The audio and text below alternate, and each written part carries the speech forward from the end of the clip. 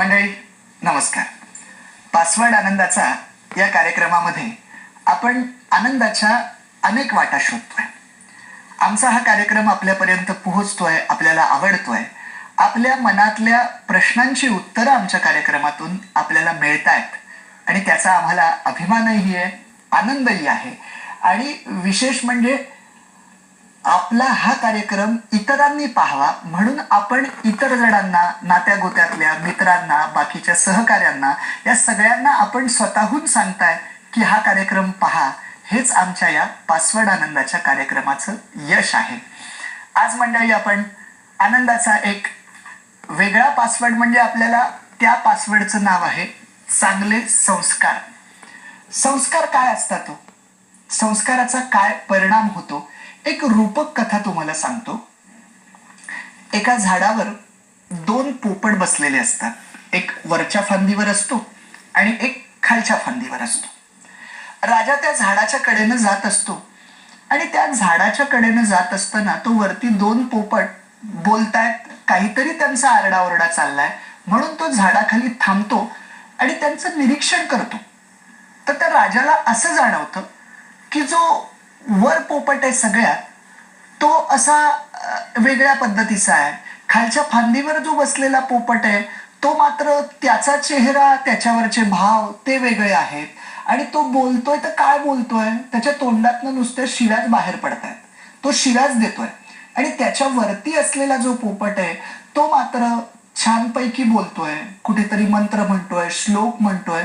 त्याला आश्चर्य वाटतं, अरे एका झाडावर हे दोन पोपट बसलेत आणि दोघांमध्ये इतका फरक का? तो त्या चांगल्या पोपटाला विचारतो की हे कसं काय? तेव्हा तो उत्तर देतो, म्हणे आम्ही दोघं तसे भाऊच, पण हा जो आहे याला असंस्कृत माणूस घेऊन गेला त्याच्या घरी. आणि त्याच्या घरी घेऊन गेल्यानंतर त्याच्या घरामध्ये रोजचीच भांडणं असायची. तो बायकोला रोज शिव्या द्यायचा, शेजाऱ्या पाजाऱ्यांशी भांडायचा आणि कायम त्यांच्या घरात दिवसातनं 2-3 वेळा भांडणं असायची, तोंडातनं शिव्या शाप बाहेर पडायचे. त्याच्यामुळेच तो शिव्या द्यायला शिकला. आणि मला म्हणे एका ऋषीनं नेलं होतं, मी ऋषीच्या झोपडीत राहिलो आणि त्यामुळे ऋषीच्या झोपडीत राहिल्यामुळे मी रोज सकाळी उठलो की मग मंत्राचं पठण असायचं, श्लोक असायचे, कायम गोड आणि सात्विक शब्दच माझ्या कानावर पडले. त्याच्यामुळे माझ्या तोंडून हे येतं. मी कदाचित त्या असंस्कृत माणसाच्या घरी गेलो असतो तर माझा भाऊ जे शिव्याशाप देतोय तेच माझ्या तोंडी आलं असतं. यात माझं काही नाहीये, मला जी माणसं भेटली त्यावरच हे सगळं अवलंबून आहे. मंडळी, हे उदाहरण तुमच्या समोर अशासाठी दिलं की तुम्हाला हे लक्षात येईल, आपली संगती, आपला असलेला संस्कार हा संगतीचा किती महत्वाचा आहे. आपण कोणत्या लोकांमध्ये वावरतोय, आपल्या कानावर कोणत्या पद्धतीचे शब्द येत आहेत, त्यावर आपला संस्कार अवलंबून आहे. आणि याच सगळ्या माध्यमातून आपलं जीवन घडत असतं. एक वेळ मला असं वाटतं, आपल्या आयुष्यामध्ये शिक्षण थोडंसं कमी असलं तर चालेल, पण संस्कार मात्र चांगल्या पद्धतीचे असले पाहिजे. पण हा गोंधळ व्हायला नको बरं का. शिक्षणाची अपेक्षा आहे की सुसंस्कारित माणूस निर्माण करावा, पण प्रश्न आज असाही आहे की खरंच सुशिक्षित माणूस सुसंस्कृत असतो का? मला असं वाटतं, शिक्षणाचा आणि संस्काराचा एखादा अशिक्षित माणूस असला म्हणजे तो संस्कारित नसेल, चांगला संस्कारित नसेल असं काही नाही बरं का. संस्कार हा तो कोणत्या माणसांच्यात वावरलेला आहे, तो कशा पद्धतीनं विचार करतोय यावर अवलंबून आहे. नाहीतर आपण अशी अनेक माणसं पाहिलेत की जी खूप सुशिक्षित आहेत, पदवीधर झालेली आहेत, चांगलं शिक्षण घेतलेलं आहे, चांगल्या अधिकार पदावर आहेत आणि मात्र भ्रष्टाचार करतायत, देशाला लुबाडत आहेत, समाजातल्या लोकांशी वाईट पद्धतीनं वागतायत. मग इथे आम्हाला काय दिसतं, ती सुशिक्षित आहेत, या अर्थानं शिकलेली आहेत, पण संस्कारित आहेत का? तर नाही. आमच्या खेड्याकडचा एखादा शेतकरी असेल, जो गरीब असेल, दुष्काळाच्या झळा त्याला पोहोचत असतील, कदाचित त्याची शेती दुष्काळामुळे जळून गेलेली असेल, त्याच्या द्राक्षाच्या, संत्रीच्या बागा या दुष्काळाच्या वडव्यामध्ये होरपळून गेलेल्या असतील, त्याला लाखो रुपयाचं त्याचं नुकसान झालेलं असेल, पाऊस पाणी नाहीये, हे सगळं त्याच्याकडे असलं तरी सुद्धा तो ताठ मानेनं जगत असेल, अभिमानानं जगत असेल, तो कुणाकडे भीक मागण्यासाठी हात पसरत नसेल, जे काही आहे तो स्वतःच्याच पद्धतीच्या स्वतःच्या पैशातनं स्वतःची कुठेतरी वाट काढत असेल, कुणाचे उसने पैसे जर घेतले असतील तर आपली आवक आल्यानंतर तो जर ते ताबडतोब देत असेल, तर हा झाला संस्कार ना. इथे शिक्षणाचा काहीच संबंध आला नाही. कसं असतं, संस्कार बघा, संस्कार तुम्हाला अनेक ठिकाणी जाणवतील. म्हणजे एक मला जमीनदाराची कथा आठवते. एक फार चांगला जमीनदार असतो, ज्यानं आपल्या आयुष्यामध्ये खूप दानधर्म केलेला असतो, गावातल्या गरीब लोकांना जे जे काही पाहिजे ते दिलेलं असतं आणि त्याचा गोतावळाही मोठा असतो. त्याला 4 मुलं असतात. आता हा जमीनदार वृद्धावस्थेला येतो, 4 मुलांची लग्न होतात, 4 सुना त्याच्या घरात येतात आणि आता त्याला फार मोठा प्रश्न पडलेला असतो की हा आपला सगळा कारोबार जो आहे तो या सुनांनी सांभाळला पाहिजे. कारण घरातली स्त्री जर संस्कारित असेल तर आपोआप आपलं अख्खं घर संस्कारित होत असतं. जिच्या हाती पाळण्याची दोरी ती जगाला उद्धारी असं म्हटलंय. त्यामुळे तो जमीनदार हुशार असतो. त्याला या 4 सुनांची पारख करायची असते आणि प्रत्येकाच्या वकुबाप्रमाणे एक एक जबाबदारी द्यायची असते. आता कुणावर कुठले संस्कार आहेत हे कसं लक्षात येणार ना. ते सहजासहजी लक्षात येतं असं नाही. मग त्याच्यासाठी तो काय करतो, एक साधाच प्रसंग आहे.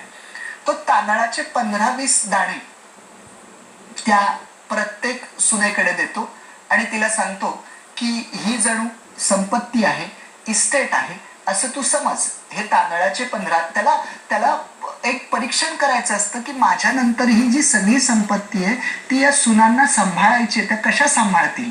म्हणून तो आधी छोट्या उदाहरणापासून सुरुवात करतो. प्रत्येकीकडे 15-20 दाणे देतो आणि म्हणतो हे तुला सांभाळायचेत, इस्टेट आहे, संपत्ती आहे असं म्हणून सांभाळ. एक 5-6 महिन्यानंतर मी ते परत मागेन तेव्हा तू माझ्याकडे द्यायचे. पहिली जी सून असते त्या पहिल्या सुनेला असं ते अपमान वाटतो की काय तांदळाचे दाणे दिलेत, काय हा प्रकार आहे. ती रागाने देते भिरकावून, ते काही ठेवत नाही. दुसरी सून जी असते तिला मोठा प्रश्न पडतो की काय करावं या तांदळाच्या दाण्यांचं, काय करायचं. ती आपले ते 15-20 दाणे खाऊन टाकते. तिसरी जी असते ना, ती तिसरी मात्र ते तांदळाचे दाणे एका रुमालात व्यवस्थित बांधून ठेवते की आपल्या सासरेबुवांनी सांगितलंय 5-6 महिन्यानंतर त्यांना द्यायचे परत असं म्हटलंय म्हणून ती ते असं जपून ठेवते. आणि चौथी सून जी असते ती सुसंस्कारित असते, हुशार असते, चतुर असते. ती काय करते, ते 15-20 दाणे सासऱ्यांनी इस्टेट आणि संपत्ती म्हणून सांभाळायला सांगितलेत ना, मग संपत्तीत वाढ झाली पाहिजे. नुसती सांभाळायची तर आहेच, पण त्यात वाढ झाली तर उत्तम. म्हणून ती ते तांदळाचे दाणे शेतामध्ये पेरते आणि 5-6 महिन्यानंतर त्या 15-20 तांदळांच्या दाण्यांचं जे अनेक दाणे होतात ते ती जपून ठेवते.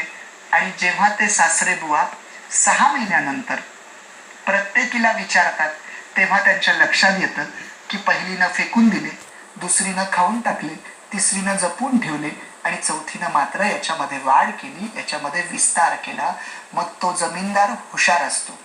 तो काय करतो, जिनं तांदळाचे दाणे फेकून दिलेले असतात त्या फेकून दिलेल्या त्या तांदळाचे दाणे ज्या सुनेनं फेकून दिलेले असतात तिच्याकडे घराच्या साफसफाईचं काम देऊन टाकतो की घराची साफसफाई तू करायची.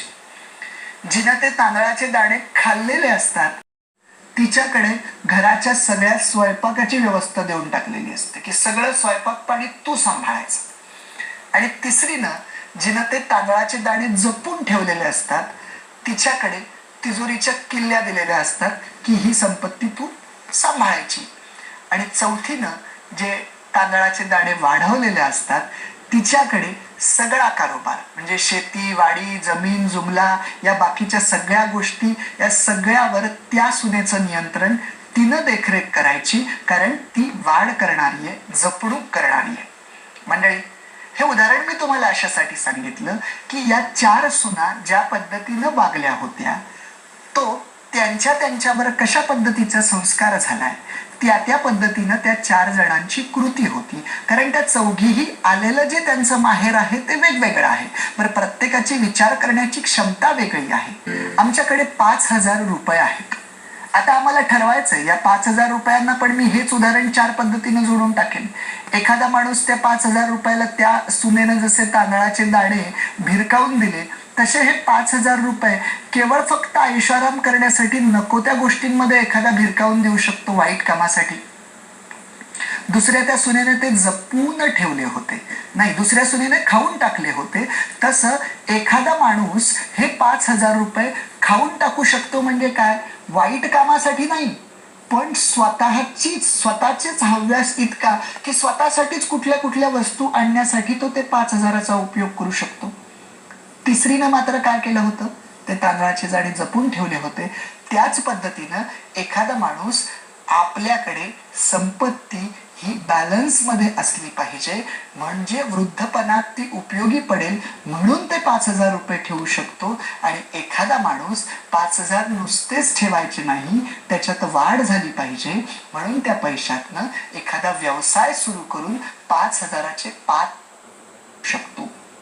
मंडळी, कुठल्या पद्धतीचा संस्कार घ्यायचा आहे हे आपल्याला ठरवायचं आहे. आणि मला तुम्हाला परत सगळ्यांना सांगायचंय, सगळ्या पालकांना सांगायचंय की तुम्हाला जर मुलावर चांगले संस्कार करायचे असतील तर ते बालवयातच नव्हे, मी तर त्याच्याही पुढे जाऊन म्हणेल, मातेच्या गर्भात असल्यापासूनच संस्कार झाले पाहिजे. ज्या वेळेस ते लेकरू आईच्या गर्भामध्ये असतं तेव्हा आईवर कोणत्या पद्धतीचे संस्कार आहेत, आईची मनस्थिती काय आहे, त्यावर त्या मुलाला ते संस्कार आईकडनं मिळत असतात. त्या गर्भारपणाच्या अवस्थेमध्ये आईचं मन जर शांत असेल, तिचा आहार जर सात्विक असेल, ती जर चांगल्या पद्धतीचं सात्विक पुस्तकं तिनं वाचलेली असतील, सात्विक चित्रपट तिनं पाहिलेले असतील, घरातलं वातावरण आनंदी असेल, सुख समाधानाचं असेल, शांततेचं असेल, तर तेच संस्कार त्या गर्भातल्या त्या मुलावर होत असतात.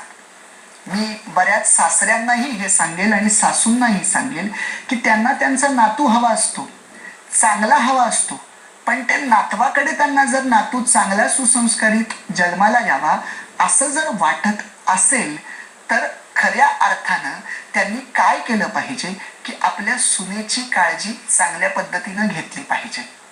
सुनेचं मन शांत ठेवलं पाहिजे की जेणेकरून तिच्या गर्भामध्ये जो त्या घराण्याचा वारस आहे तो चांगला जन्माला येऊ शकेल. आणि हो, हे तर आपल्याला माहिती आहे की अभिमन्यूवर जे संस्कार झाले होते ते अभिमन्यूवर झालेले जे संस्कार आहेत ते संस्कार गर्भारपणातच होते की. म्हणजे हे तर सत्य आहे की आम्हाला तिथपासून संस्काराची सुरुवात होत असते. एखादी गोष्ट आपण सतत करतो तेव्हा तिला आपण सवय म्हणतो, आणि जेव्हा ती सवय होते तेव्हा ती सवय म्हणजेच त्या गोष्टीचं रूपांतर संस्कारामध्ये होतं.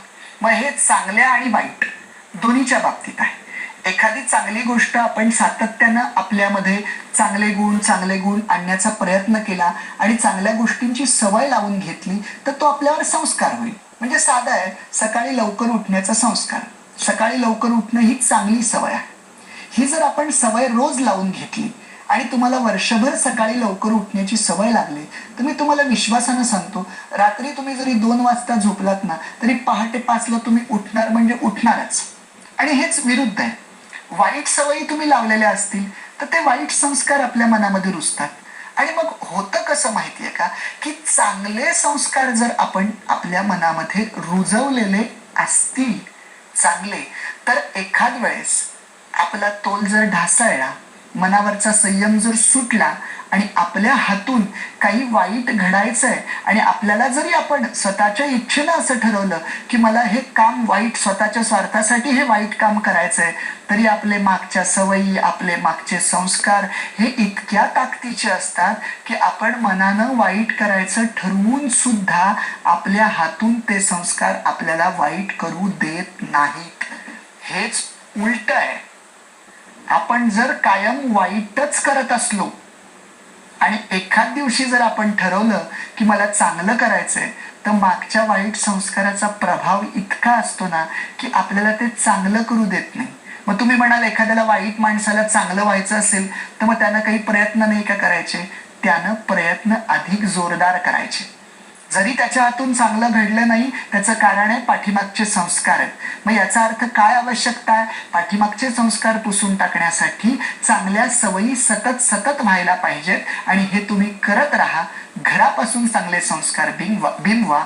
सुसंस्कारित पिढी तयार झाली की घरात, आजूबाजूला, समाजात नक्की आनंद पसरेल. धन्यवाद.